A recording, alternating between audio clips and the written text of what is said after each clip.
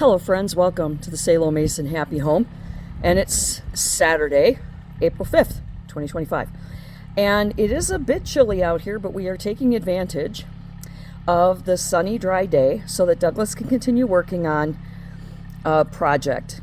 And we're going to start a new series. We're going to call it the Salo Mason Fixin' Up the Yard series. Now I know I still have a couple of episodes I have to put in to finish up the appliance series, but we'll get to that, I promise, if my loyal listeners even given a shit.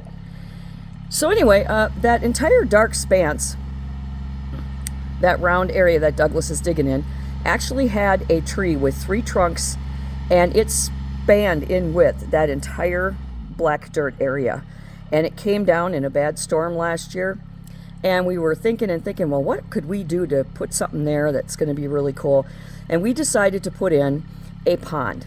And we're putting it in for a few reasons. Aesthetics, of course, but also to help nature, to give the wild things a place to commune and drink water, and we're going to put, flowers and all kinds of stuff around there, and it's going to help them, and that's why we wanted to do that also. But if you notice, if you see past the clothesline there and the 2 sheds in the back, as you come away from the shed and move down to that shaded area by the tree, you'll see that the yard dips considerably.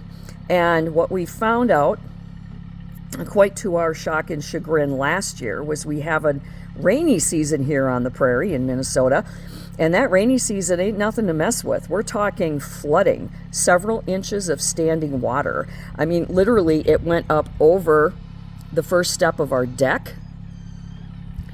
It was over the brick patio. It was almost ankle deep. And we had many, many rainstorms for many, many months that we had to contend with. And there was standing water everywhere. I mean, literally, we could hardly walk the dog. It was so bad. So part of the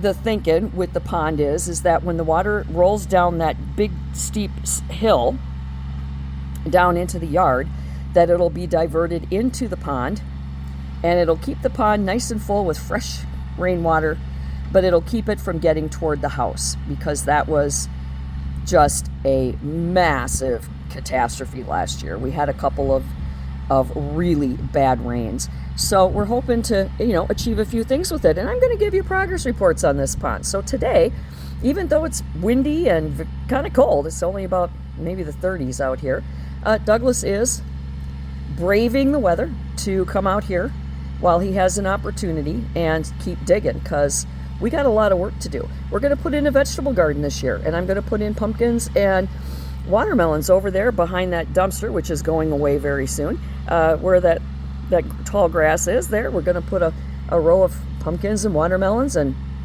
I have my rose bushes, and I have irises and lilies of every shape and size and color that'll be coming up around the house. We're very excited. I have some gladiolas.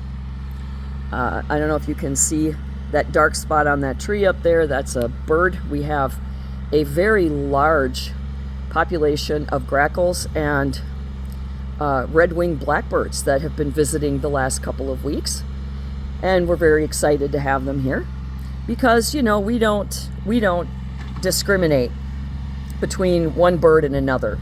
We welcome our blue jays and our woodpeckers and our sparrows and our swallows and our doves and grackles, and we don't care. We don't judge. We don't judge that stuff.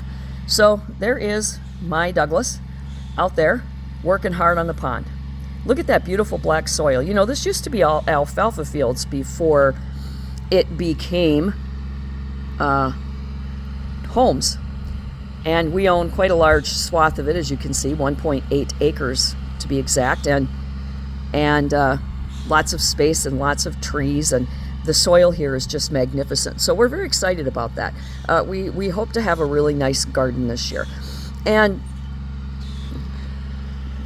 I just love the birds. Yeah. And I'm surprised. I expected that they'd be a little more destructive, like on the deck, but they're actually not. They're doing pretty good. Oh, and that's our willow tree, poor thing, split in half in a storm, in one of those massive storms, and half of it came down. So we have to get that out of here too.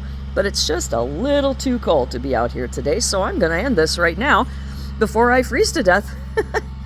And I wish you all a wonderful April weekend.